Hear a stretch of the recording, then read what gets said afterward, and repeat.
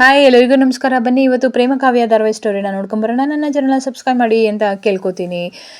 ಪ್ರೇಮ ರಾಮ್ಗೆ ತುಂಬ ಕಾಟ ಕೊಡ್ತಿದ್ದಾಳೆ. ಸ್ನೇಹ ಅಂತ ಹೇಳ್ಬಿಟ್ಟು ಮುದುಕಿ ವೇಷ ಹಾಕ್ಕೊಂಡು ಹಾಸ್ಪಿಟಲ್ಗೆ ಬಂದಿರ್ತಾಳೆ.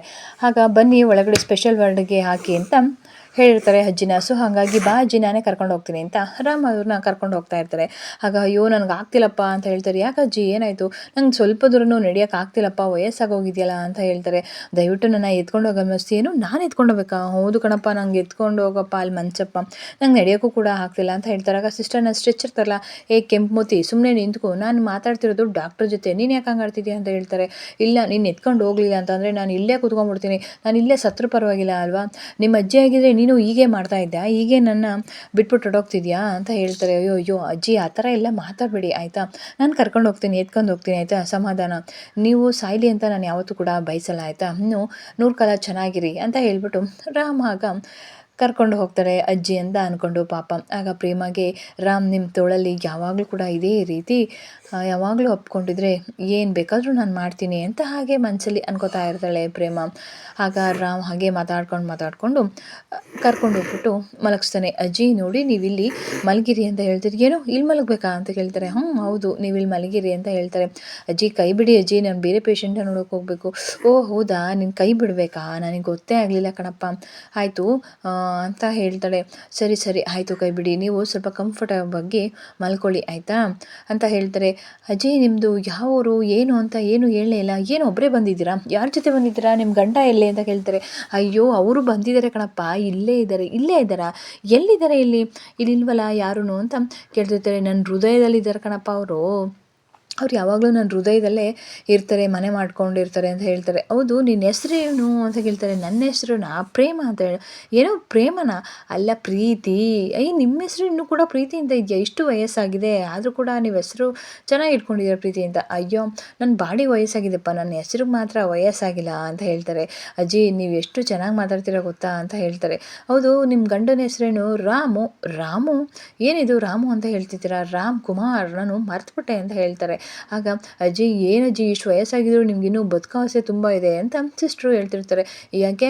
ನನ್ನ ದೇಹಕ್ಕೆ ಮಾತ್ರ ವಯಸ್ಸಾಗಿದೆ, ನನಗೆ ವಯಸ್ಸಾಗಿಲ್ಲ ಗೊತ್ತಾ ಅಂತ ಹೇಳ್ತಾರೆ. ಸರಿ ಆಯಿತು ಬಿಡಿ ಅಂತ ಹೇಳ್ಬಿಟ್ಟು ಬರ್ಕೋತಾರೆ. ನಿಮ್ಮ ಏಜ್ ಎಷ್ಟು ಅಂತ ಹೇಳ್ತಾರೆ. ಅಯ್ಯೋ ಹೋಗಪ್ಪ, ನನ್ನ ಏಜೆಲ್ಲ ಹೇಳಬಾರ್ದು ಅಂತ ಹೇಳ್ತಾರೆ. ಆಗ ಸಿಸ್ಟ್ರಿಗೆ ನಾನು ಕೊಟ್ಟಿರೋ ಟೆಸ್ಟಿಂಗ್ ಎಲ್ಲ ಮಾಡಿಬಿಟ್ಟು ನನಗೆ ಒಂದು ಕಾಲ್ ರಿಪೋರ್ಟ್ ತೊಗೊಂಬಂದು ತೋರಿಸಿ ಅಂತ ಹೇಳ್ಬಿಟ್ಟು ಅಲ್ಲಿಂದ ಹೊರಟೋಗ್ತಾರೆ. ಆಗ ಪ್ರೇಮ ಅಚ್ಚೆ ನಾನು ರಾಮನ ರೆಸ್ಟ್ ಮಾಡೋಣ ಅಂತ ಅಂದರೆ ಮತ್ತೆ ಇಲ್ಲಿಂದ ಹೋಗಿ ಬಿಟ್ಟನಲ್ಲ, ಹೇಗಾದರೂ ಮಾಡಿ ಅವನ್ನ ಕರೆಸ್ಕೋಬೇಕು ಅಂತ ಅನ್ಕೋತಿರ್ತಾಳೆ ಪ್ರೇಮ ಮನಸ್ಸಲ್ಲಿ. ಹಾಗೆ ಇನ್ನೊಂದು ಕಡೆ ಮಹಾದೇವ ತುಂಬ ಬೇಜಾರು ಮಾಡ್ಕೊಂಡು ತಿಂಡಿ ಏನು ತಿಂದಲೇ ಹಾಗೆ ಕೂತ್ಕೊಂಡು ಇರ್ತಾನೆ. ಅದೇ ಟೈಮ್ಗೆ ಕಾವ್ಯ ಕೂಡ ತಿಂಡಿ ತೊಗೊಂಡು ಬರ್ತಾರೆ. ಮಹಾದೇವ ಯಾಕೆ ಕೂತಿದ್ಯಾ, ಸ್ವಲ್ಪ ತಿಂಡಿ ತಿನ್ನು, ರಾತ್ರಿನೂ ಸರಿಯಾಗಿ ಮಲಗಿಲ್ಲ ಅಂತ ಹೇಳ್ತಾರೆ. ಇಲ್ಲ ಕಾವ್ಯ, ನಂಗೆ ತಿಂಡಿನೂ ಬೇಡ ಏನು ಬೇಡ, ನಂಗೆ ಮಲಗಿದರೆ ನಿಂತರು ಕೂತರು ಅದೇ ಯೋಚನೆ ಬರ್ತಿದೆ, ಪಂಚಮಿದ ನನಗೆ ಯೋಚನೆ ಆಗೋಗಿದೆ. ಯಾಕೆ ಇಷ್ಟೊಂದು ಯೋಚನೆ ಮಾಡ್ತೀಯಾ? ನಾನು ಇದೀನಿ ತಾನೇ, ನಾನು ನೋಡ್ಕೋತೀನಿ ಅಂತ ಹೇಳ್ತೀನಿ. ಆ ಮಲ್ಲಿಗರಡಿನ ಮೇಲಿನ ದ್ವೇಷದಿಂದನೇ ಕಾವ್ಯ ಇಷ್ಟೆಲ್ಲ ನಡೆದೋಗಿದ್ದು, ನನ್ನ ತಂಗಿ ಜೀವನ ಹಾಳಾಗಿದ್ದು, ನನ್ನ ಮೇಲೆ ನನಗೆ ಗಿಲ್ಟಾಗ್ತಿದೆ ಮಹಾದೇವ. ನಾನು ಹೇಳ್ತೀನಿ ಅಂತಾನೆ ನಿನಗೆ 1000 ಸಲ ಹೇಳಿದ್ರು ಅಷ್ಟೇ. ಮಲ್ಲಿಗರಡ ಸ್ಟೇಷನ್ ಹೇಳಿದರು, ಅದು ಹೇಗೆ ಬಂದು ಅವರು ಈ ಥರ ಮಾಡೋಕ್ಕೆ ಸಾಧ್ಯ? ಅದರಲ್ಲೂ ನಮ್ಮನ್ನು ಹೇಗೆ ಕೂಡಾಕೋಕ್ಕೆ ಸಾಧ್ಯ? ಸ್ವಲ್ಪ ಅರ್ಥ ಮಾಡ್ಕೊ ಹೇಳೋದನ್ನು. ಇಲ್ಲಿ ಯಾರೋ ಬೇರೆ ಏನೋ ಮಸ್ಲಸ್ತು ನಡೆದಿದೆ. ನನಗೆ ಯಾಕೋ ಆ ಕಿಟ್ಟಿ ಮತ್ತು ಮಹೇಶ್ವರಿ ಅತ್ತೆ ಮೇಲೆ ನನಗೆ ಡೌಟು ಅಂತ ಹೇಳ್ತಾರೆ. ಏನು ಹೇಳ್ತಿದ್ಯಾ ಕವ್ಯ? ನಿಂಗೇನು ತಲೆ ಕೆಟ್ಟಿದ್ಯಾ? ಏನು ಮಹೇಶ್ವರಿ ಚಿಕ್ಕಪ್ಪನ ಮೇಲೆ ನೀನು ಸುಮ್ಮನೆ ಅನುಮಾನ ಪಡ್ತಿದ್ಯಾ? ಹೌದು, ಅವರು ಅಷ್ಟು ಇಲ್ದಲೆ ಯಾಕೆ ಹೇಳ್ತಾರೆ ಹೇಳು? ಚೇತನ ಬಂದು ಅಷ್ಟು ಬೇಡ್ಕೊಂಡಾಗ ಅವನು ಬಿಟ್ಕೊಡ್ಬೇಕಿತ್ತು ಪಂಚಮಿನ. ಇನ್ನು ಅತ್ತೆನೂ ಕೂಡ ಅವ್ರಿಗೆ ಅವಮಾನ ಮಾಡಿ ಬೇಕು ಅಂತ ಅಲ್ಲಿಂದ ಕಳಿಸಿದ್ರು. ಇಲ್ಲಿ ತುಂಬ ಅವಮಾನ, ತುಂಬ ಪ್ರಶ್ನೆಗಳು ಕಾಡ್ತಿದೆ. ಅದಲ್ಲದೆ ನಾವು ಕೊನೆಯದಾಗಿ ಅವ್ರ ಜೊತೆ ಮಾತಾಡಿದ್ವಿ, ಪಂಚಮಿ ಹೀಗೆ ಇಲ್ಲ ಅಂತ ರೂಮಿಗೆ ಹೋಗಂಗೆ ಮಾಡಿದೆ ಅವರು. ಸೊ ಹಾಗಾಗಿ ಅವರೇ ಯಾಕೆ ನಮ್ಮನ್ನು ಲಾಕ್ ಮಾಡಿರ್ಬೋದು, ಅದಕ್ಕೋಸ್ಕರ ನನಗೆ ಅವ್ರ ಮೇಲೆ ಸ್ವಲ್ಪ ಡೌಟ್ ಪಡಿದೆ ಅಂತ ಹೇಳಿದೆ ಮಹಾದೇವ. ಆಗ ನಂಬಲ್ಲ ಅದನ್ನೆಲ್ಲ. ಕಾವ್ಯ ನೀ ಸುಮ್ಮನೆ ಇರು, ಆ ಥರ ಎಲ್ಲ ಸುಮ್ಮನೆ ಏನೇನೋ ಹೇಳಬೇಡ. ಇಲ್ಲ ಮಹಾದೇವ, ನಾನು ಹೇಳೋದನ್ನು ಸ್ವಲ್ಪ ನಂಬು, ನೀನು ನಂಬದಲ್ಲೇ ಇರ್ಬೋದು, ಮತ್ತು ನನಗೆ ಮಾತ್ರ ಅವ್ರ ಮೇಲೆ ತುಂಬಾ ಡೌಟ್ ಇದೆ ಆಯಿತಾ. ನಾನು ಪಂಚಮಿ ಮತ್ತು ಚೇತನ ಒಂದು ಮಾಡ್ತೀನಿ, ಅದು ಏನಾಗುತ್ತೋ ಆಗಲಿ ಆಯಿತಾ. ಆದರೆ ಗರುಡ ಮತ್ತು ಮಲ್ಲಿ ಈ ಕೆಲಸ ಮಾಡಿರೋಕ್ಕೆ ಸಾಧ್ಯ ಇಲ್ಲ. ನೀನು ಸುಮ್ಮನೆ ಅವ್ರ ಮೇಲೆ ಅನುಮಾನ ಪಡಬೇಡ. ಸ್ವಲ್ಪ ನಾನು ಹೇಳೋದನ್ನು ಕೂಲಂಕುಷವಾಗಿ ಸ್ವಲ್ಪ ಕೇಳಿಸ್ಕೊ, ಅರ್ಥ ಮಾಡ್ಕೊ ಆಯಿತಾ. ನಾನು ಪಂಚಮಿ ಜೀವನ ಸರಿ ಮಾಡೇ ಮಾಡ್ತೀನಿ. ನೀನು ಹೇಗೆ ನನ್ನ ಕುತ್ತಿಗೆಗೆ ತಾಳಿ ಕಟ್ತೋ ಹಾಗೆ ಪಂಚಮಿದು ಕಿಟ್ಟಿದು ಮದುವೆ ಆಗಿದೆ, ಇಷ್ಟ ಇಲ್ಲದ ಮದುವೆ. ಈ ಇಷ್ಟ ಇಲ್ಲದ ಮದುವೆನ ನಾನು ಸರಿ ಮಾಡ್ಕೋತೀನಿ, ನನಗೆ ಗೊತ್ತು. ಆದರೆ ಪಂಚಮಿಗೆ ಏನು ಗೊತ್ತು, ಜೀವನ ಅಂದರೆ ಏನು ಗೊತ್ತಿಲ್ಲ. ಸೊ ಹಾಗಾಗಿ ನಾನು ಚೇತನ್ ಮತ್ತು ಪಂಚಮಿ ಇಬ್ಬರನ್ನ ಒಂದು ಮಾಡೇ ಮಾಡ್ತೀನಿ. ಏನು ಮಾಡಬೇಕು ಅದನ್ನೆಲ್ಲ ನಾನು ತಯಾರು ಮಾಡೇ ಮಾಡ್ತೀನಿ. ಅಂದರೆ ಯಾರಿದ್ದಾರೆ ಅಂತ ಕಂಡು ಹಿಡಿತೀನಿ ಅಂತ ಹೇಳ್ತಾಳೆ. ಆಗ ಮಹಾದೇವನಿಗೆ ಸ್ವಲ್ಪ ಶಾಕ್ ಆಗುತ್ತೆ. ತಿಂಡಿ ತಿನ್ನು ಮಹಾದೇವ ಅಂತ ಹೇಳ್ತಾರೆ. ಪ್ರೇಮ ಅಜ್ಜಿ ವೇಷದಲ್ಲಿ ಬಂದಿರ್ತಾಳಲ್ಲ, ಸೊ ಹಾಗಾಗಿ ತುಂಬ ಬೇಜಾರಾಗ್ತಿರುತ್ತೆ. ರಾಮ್ ಆಗಲೇ ಹೋದನು, ಬರ್ನೇ ಇಲ್ವಲ್ಲ, ಏನು ಮಾಡೋದು, ಮಾಡ್ತೀನಿ ತಡಿ, ಅವ್ನು ಇಲ್ಲಿಗೆ ಬರಬೇಕು ಅಂತ ಹೇಳಿಬಿಟ್ಟು ಟಿ ವಿ ಸೌಂಡ್ನ ಜೋರಾಗಿ ಕೊಟ್ಕೊಂಡು ಟಿ ವಿ ನೋಡ್ತಾ ಇರ್ತಾಳೆ. ಈಗ ನೋಡು ಅದು ಹೆಂಗೆ ಬರಲ್ಲ ಅಂತ ನೋಡ್ತೀನಿ, ನಾನು ಬಂದೇ ಬರಬೇಕು, ಅವನು ಜೋರಾಗಿ ಟಿ ವಿ ಸೌಂಡ್ಗೆ ನಾನೇ ಕೂಗ್ತಿದ್ದೀನಿ ಅಂತ ಗೊತ್ತಾಗಬೇಕು ಅಂತ ಹೇಳಿಬಿಟ್ಟು ಜೋರಾಗಿ ಸೌಂಡ್ ಕೊಟ್ಕೊಂಡು ಕೂತ್ಕೊಂಡು ಹಾಗೆ ಡ್ಯಾನ್ಸ್ ಮಾಡ್ತಾ ಕೂತಿರ್ತಾಳೆ. ಯಾರೂ ಬರ್ನಿಲ್ಲ ಅಲ್ವಾ ಸದ್ಯ ಅಂತ. ಅದೇ ಟೈಮ್ಗೆ ನರ್ಸ್ ಬರ್ತಾಳೆ. ಅಯ್ಯೋ ಅಜ್ಜಿ ಏನಿದು ಹಿಂಗೆ ಸೌಂಡ್ ಕೊಟ್ಕೊಂಡಿದ್ದೀರಾ, ನನಗೊಂದು ಸ್ವಲ್ಪ ಕಿವಿ ಕೇಳಲ್ಲ ಕಣವ, ಅದಕ್ಕೆ ಇಷ್ಟು ಜೋರಾಗಿ ಸೌಂಡ್ ಕೊಟ್ಕೊಂಡಿದ್ದೀನಿ ಅಂತ ಹೇಳ್ತಾರೆ.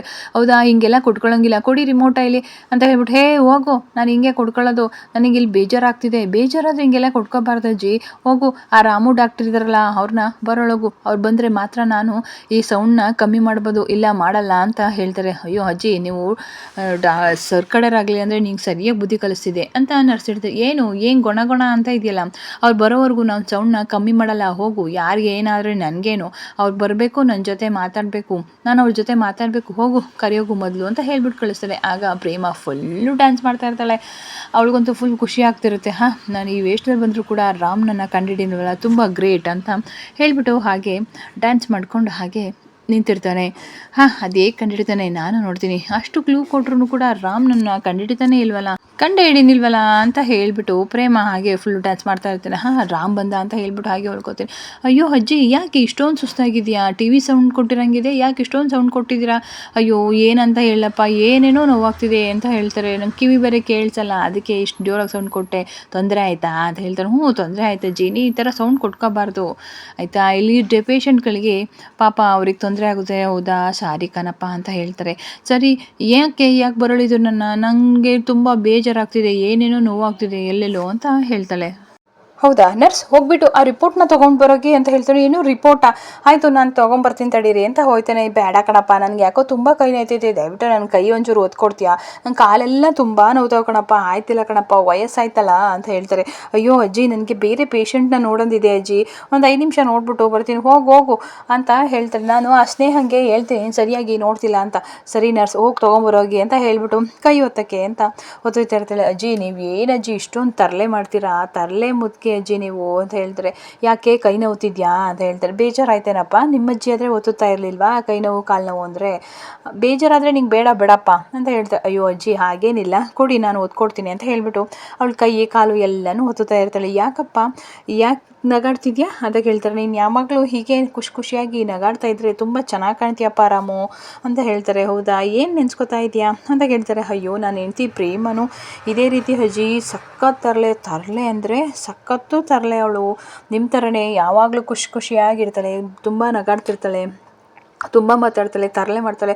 ಅಯ್ಯೋ, ತರಲೆ ಮಾಡಿದಾಳೆ ಅಜ್ಜಿ ಅವಳು ಅಷ್ಟು ತರಲೆ ಮಾಡ್ತಾಳೆ. ಹೌದಾ, ನೀನು ಅಷ್ಟೊಂದು ಪ್ರೀತಿಸ್ತೀಯ ನಿನ್ನ ಹೆಂಡ್ತಿನ, ಅಷ್ಟೊಂದು ಘಾಟಿನ? ನನ್ನ ಹೆಂಡ್ತಿ ಅಷ್ಟೊಂದು ತರಲೆ ಮಾಡ್ತಾಳೆ, ಯಾವಾಗಲೂ ಖುಷಿಯಾಗಿರ್ತಾಳೆ, ಯಾವಾಗಲೂ ನಗಾಡಿಸ್ತಿರ್ತಾಳೆ, ಅದಕ್ಕೆ ನಂಗೆ ಅವಳು ಕಂಡ್ರೆ ತುಂಬ ಇಷ್ಟ. ನಿನ್ನ ಹೆಂಡ್ತಿ ಅದೃಷ್ಟ ಮಾಡಿದ್ಲು ಬಿಡಪ್ಪ ಅಂತ ಹೇಳ್ತಾರೆ.